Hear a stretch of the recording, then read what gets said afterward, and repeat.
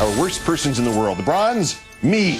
When New York Times columnist William Crystal wrote a made-up story about Barack Obama being untruthful when he said he was not at Jeremiah Wright's sermon in Chicago last July 22nd.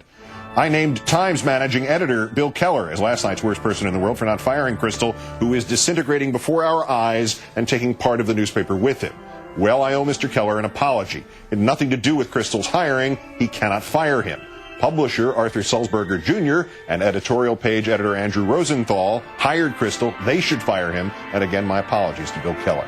Our runner-up tonight, Rupert Murdoch. This from the Australian newspaper, the Sydney Morning Herald.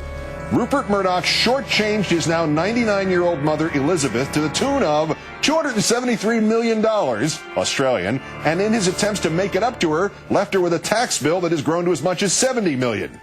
This is about him getting his mother to keep her money in Murdoch's News Corp rather than invest in higher-yielding stocks, then screwing up her taxes by paying her some of the difference. Oddly, Rupert Murdoch's defense did not consist of him simply saying, "You have nobody to blame but yourself. You did give birth to me."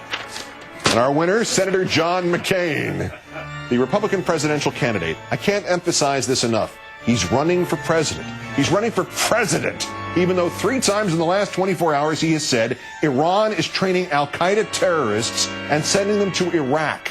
As this rare video worsts from Amman Jordan shows, even Senator Joe Lieberman realized McCain was making a fool of himself.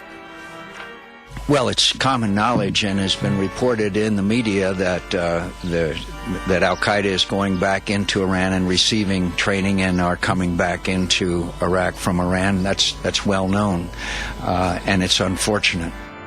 You said that the Iranians were training Al-Qaeda.